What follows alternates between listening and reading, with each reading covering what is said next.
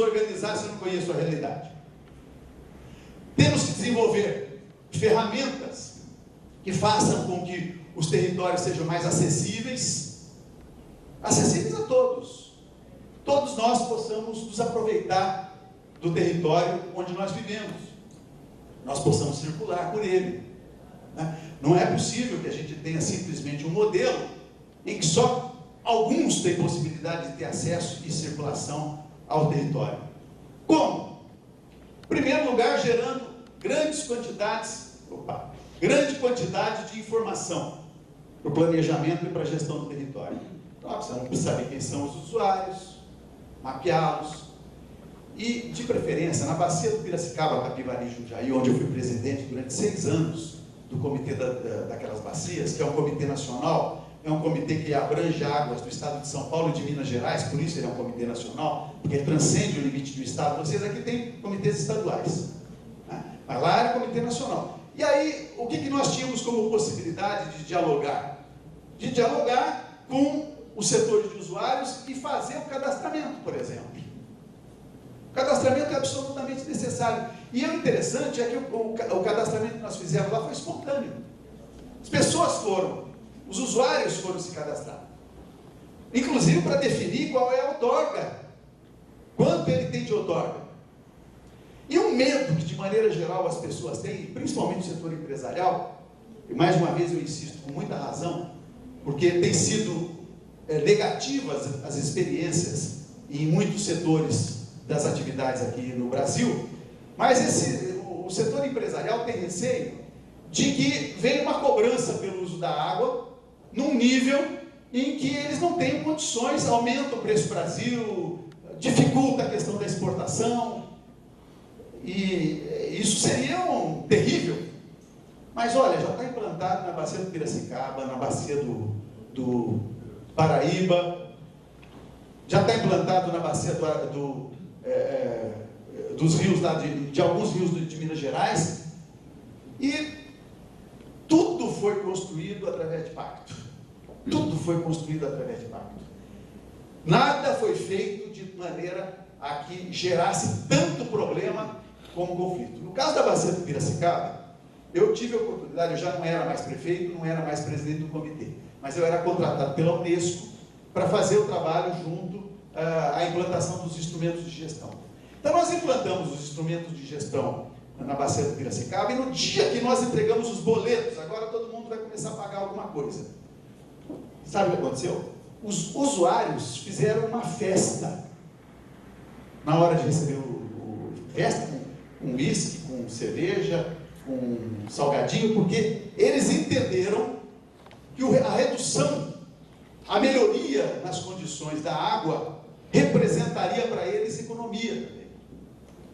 Então eles viram que aquilo não era um bicho de 7 cabeças, era alguma coisa que tinha um objetivo claro, porque na verdade a cobrança pelo uso da água, ela não pode ser um imposto, não pode ser imposto, ela tem que ser uma cobrança condominial, pactuada, construída coletivamente. É como se você morasse num prédio de apartamentos que tem lá um elevador e vocês querem colocar um segundo elevador nesse prédio. Então nós vamos ter que fazer um rateamento, vamos ratear entre nós essa despesa. Depois que implantou, não precisa mais continuar fazendo pagamento. É um acordo estabelecido. Qual é a água que nós precisamos em Criciúma para fazer abastecimento público? Qual é a água que nós precisamos em Criciúma para a produção industrial? Porque às vezes as pessoas só pensam que a captação de água é só para abastecimento público. Mas, por exemplo, a produção de água, de alimentos, aonde é que vai buscar água? Ou vai buscar água no lençol subterrâneo, ou vai pegar água de superfície. Portanto, a água é matéria-prima. A área é importante, por exemplo, para o sistema de produção metalúrgica, para esfriar altos fornos e coisas desse gênero. Portanto, a água é um insumo absolutamente fundamental, e mais, né? Ela é absolutamente fundamental, como o senhor nos disse, para a nossa vida. Afinal de contas, 70% do nosso organismo é constituído de líquidos. Claro que não é água, mas é líquido, proveniente da água. Portanto, nós somos água.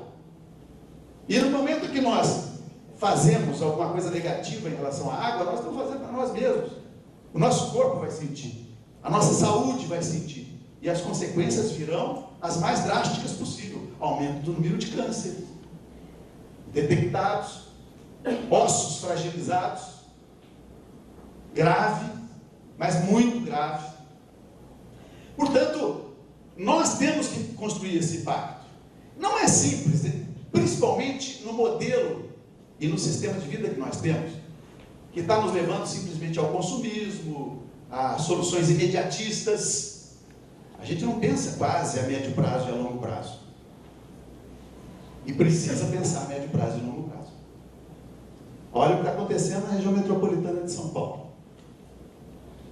Quem é que diria que ia faltar água agora, já faltando para 2,5 milhões de pessoas? 2,5 milhões de pessoas não têm água. Estão recebendo água eventual. Alguns dias. Nós temos que nos prevenir. Se nós não quisermos nos prevenir para nós temos que nos prevenir para os nossos filhos, para os nossos netos. Afinal, a nossa prole nós queremos que continue. E aí, para onde nós vamos? Então, informações, mecanismos operacionais e articulação de grupos de trabalho, portanto, para construir um banco de dados que tenha qualidade. Se não construir um banco de dados de informações, não tivermos um conjunto de informações, não tem como agir. Não é?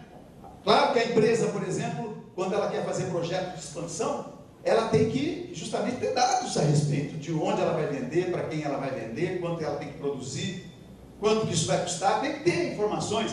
E essas informações têm que estar abertas, no caso dos comitês de bacias hidrográficas. Das empresas têm seus segredos, claro. Mas no sistema de recursos hídricos tem que estar tudo aberto, claro. Os comitês de bacias hidrográficas têm que ter seus sites com todas as informações disponibilizadas, para todos os setores terem acesso. E é assim que está acontecendo. Historicamente, é assim que está acontecendo. E aí nós vamos construir cenários. Quais são os cenários que nós queremos chegar? Qual é o projeto que nós temos para Criciúma, para a qualidade da água e para a quantidade de água da região de Criciúma, ou de Araranguá, enfim, todos os municípios aqui? Como é que nós vamos fazer isso de uma maneira articulada? Olha, eu digo para vocês o seguinte: num primeiro momento a gente entende que isso é muito difícil, mas gradativamente as coisas vão acontecendo. A gente consegue chegar nessa direção. Digo para vocês o seguinte: se eu tivesse vindo aqui há 10 anos atrás para fazer essa palestra para vocês, podem ter certeza que nós não estávamos mais do que 5 gatos pingados. Hoje tem até um plenário significativo, porque o tema hoje está fazendo importância. Nós estamos descobrindo a importância da gestão de recursos hídricos. Não pode ficar da maneira como estava, cada um faz o que quer, porque nós estamos recebendo e tendo água de péssima qualidade nas nossas casas. Bom, aí então, construindo cenários, aí nós vamos construir protótipos e aplicar protótipos para experimentar. Qual é o caminho? Qual é o caminho que nós vamos adotar? E aí, evidentemente, a construção dos planos. A construção de plano é absolutamente fundamental. Planos, estratégia, claramente, profissionalmente pensados. Nós temos aprendido muito a fazer planos. Na Bacia do Piracicaba, nós já temos 5 planos realizados. Foi amadurecendo. Nós fomos compreendendo que tinha que evoluir. Não podia ficar só naquilo. Porque no primeiro momento, quando não tem uma destinação de recursos, a gente faz um plano para entregar. Mas hoje nós estamos fazendo planos com objetivos claramente definidos, com a missão claramente definida do comitê. Qual é o recurso que vai entrar, onde ele vai ser aplicado, onde são as prioridades. E decidido coletivamente. Isso não é decidido por uma diretoria. Não é decidido lá no gabinete do secretário de Estado, que é assim que funcionava antes. Nós estamos decidindo isso juntos, construindo o modelo. Hoje, por exemplo, eu participei de uma reunião importante lá em Araranguá, no fórum dos comitês, e nós tínhamos lá um conjunto de 10 ou 11, parece que 11 comitês estavam lá presentes, representados. E os comitês, vejam, gente que veio de lá longe, né, de Canoas, não é isso? Gente que veio, enfim, do Tubarão, e dos diversos comitês de bacias hidrográficas do estado de Santa Catarina, para justamente construir essa rede de articulação. Nós estamos crescendo. E isso é importante porque está crescendo a consciência social a respeito da temática. Bem, novas tecnologias, e com novas tecnologias nós precisamos o quê? Primeiro, fazer um diagnóstico e um novo design urbano. Gente, as nossas cidades têm que ser redesenhadas. Elas foram construídas com puxadinhos, não é não? Construídas com puxadinho. Eu estou preocupado aqui com o horário, eu não estou passando. Vai se construindo a cidade, aí depois o serviço de água puxa lá um tubo, tira esgoto, às vezes tira esgoto. Às vezes tira esgoto. Hoje, por exemplo, eu passei em cima, junto com o Zeca do Rio Criciúma, e eu fiz a fotografia do lançamento de esgoto, uma tubulação desse tamanho lançando esgoto, naquela rua Arthur Pescador. Passa ali para vocês olharem, se vocês forem naquela direção do lado direito, vocês vão olhar, está o tubo lá jogando, fazendo lançamento de esgoto. In natura, a gente faz cocô, xixi em casa e vai lá para aquele rio. É assim essa realidade. O setor industrial tem evoluído em relação a isso. Inclusive porque a legislação tem exigido deles o tratamento, não é, dos efluentes. Claro que ainda tem gente que não se comporta bem. Mas nós não temos que nos preocupar entre nós com quem não está trabalhando bem. Nós temos que nos preocupar com quem está trabalhando direito. Trazer as experiências boas, difundir as experiências boas, né? E fortalecer um projeto novo de sociedade, aquela discussão, a construção de uma civilização, a discussão da civilização. Bem, então, e aí, fazendo um novo design das nossas cidades, elas precisam ser repensadas. Aliás, é exatamente isso. O Brasil não tem política urbana. O Brasil não tem política para a água. E não tem política urbana definida. Mas, olha, também nós estamos querendo, a gente fica reclamando, dizendo, não, o Brasil não tem política urbana. Mas quem que tem que fazer a política urbana? É o Ministério das Cidades? É o Ministério da Integração? Quem é que tem que fazer? Por que não somos nós a fazer o projeto para a nossa cidade? Por que nós queremos de cima para baixo? Depois a gente vai ficar reclamando. Vem tudo de cima para baixo. Mas nós não tivemos ainda condições de pensar só qual é o projeto que nós temos para a nossa cidade. Coletivamente. Com todas as disputas eleitorais ou eleitoreiras que a gente possa ter, independente disso, nós temos que construir um projeto para o nosso lugar de viver. É aqui que a gente escolheu para viver. É aqui que a gente vai continuar com a nossa família. Que nós criamos as nossas raízes. Então nós temos que ter um projeto de cidade. Nós temos que ter materiais e processos construtivos que sejam de infraestrutura. Que infraestrutura nós queremos? Qual é a infraestrutura que precisa ter na cidade? E aí, evidentemente, que repensando a cidade nós chegamos nisso. E nós temos que ter um conjunto de relação com os setores das comunicações.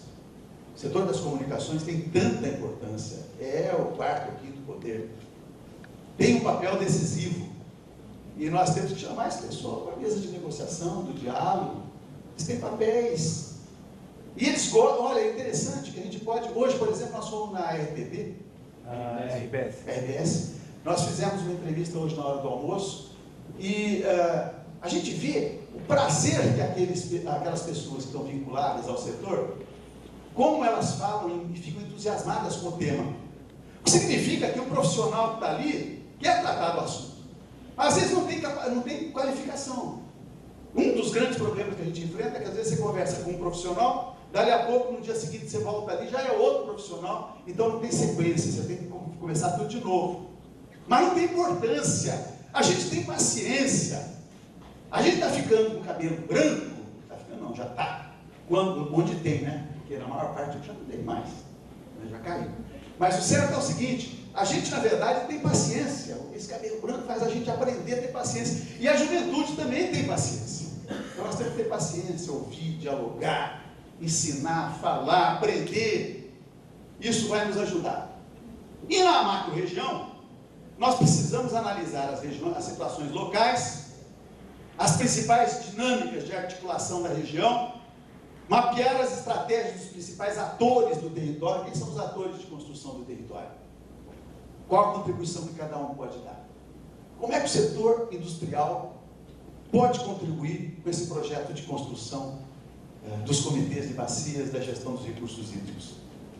E o setor da indústria que tem que dizer isso. Não é o comitê que tem que vir para a indústria e dizer assim, olha, você pode nos ajudar dessa maneira. Até pode-se fazer isso para provocar. Mas o setor industrial certamente vai saber nível de contribuição, quanto ele está disposto a colaborar. Não é financeiramente, não. É no projeto, na construção do projeto. Que tipo de contribuição quer dar? Como pode participar? Tem que estar lá dentro do comitê. Inclusive porque as decisões que são tomadas no comitê são lei.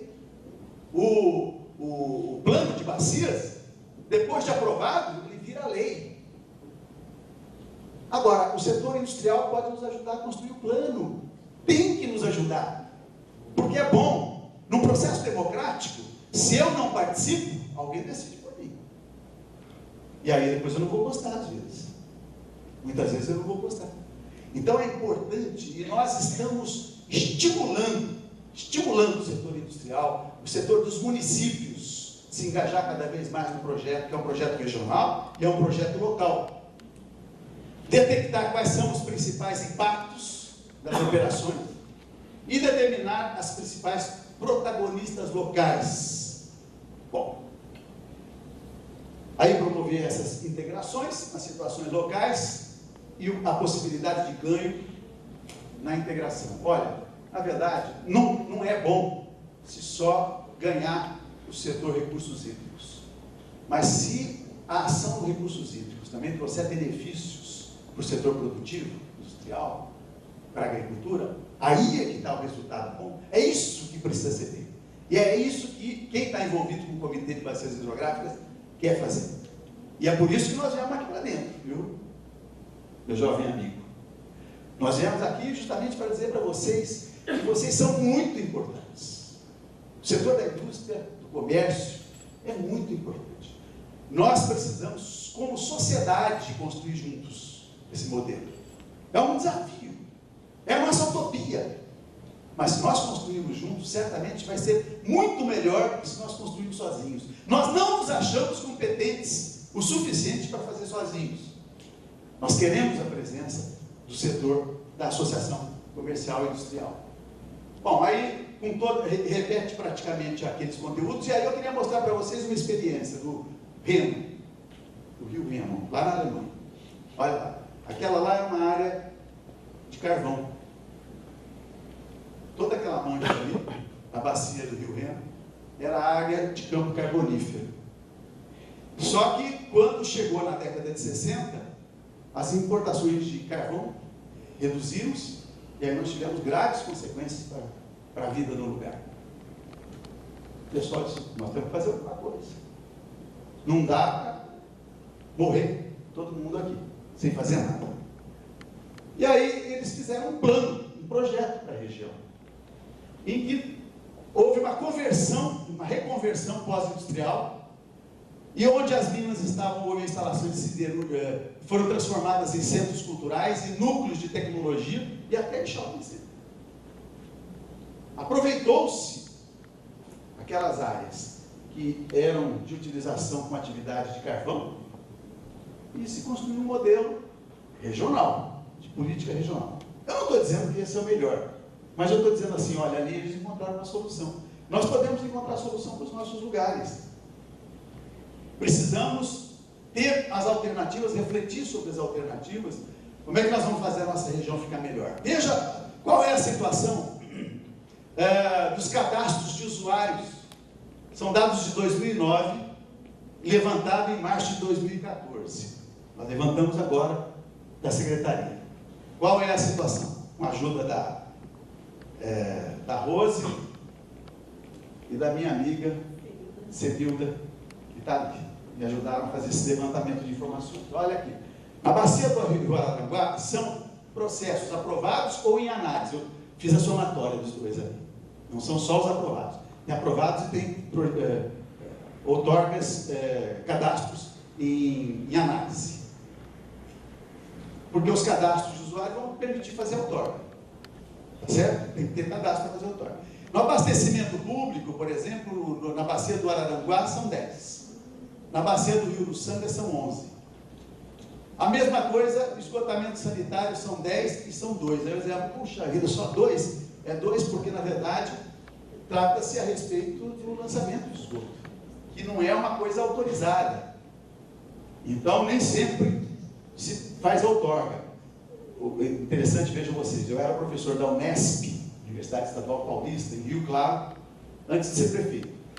Então, o Ministério Público entrou com uma ação contra a Prefeitura de Rio Claro e o Departamento de Água e Esgoto, porque estava lançando o esgoto in natura. E eu fui o perito nessa ação. Aí depois eu virei prefeito. Eu fui ao Ministério Público e falei assim, olha, deixa o prefeito que está aí, porque eu quero fazer esse trabalho.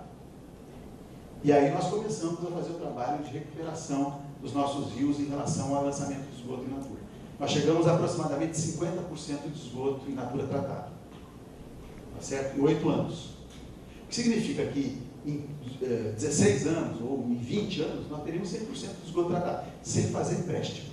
Porque de maneira geral, querem terceirizar, querem entregar para o Odebrecht, querem não sei o quê, e aí jogam os preços lá para cima. Estação de tratamento de esgoto, que nós fizemos lá para atender 50 mil pessoas, por 3 milhões de reais, isso em 2004, em 2003 nós terminamos de pagar, por 3 milhões de reais, eu fui ver na Martinica, as feitas pelos franceses, custavam 10 milhões de dólares. A mesma estação. Por quê? Porque, na verdade, tem que ter um processo de gestão que seja qualificado. E é possível fazer isso. Mas é um problema. Olha o setor de irrigação, na bacia do Araranguá, tem 1.276 cadastros de usuários. Enquanto que aqui, no Uruçanga, tem 21. Agora, hoje nós passamos lá na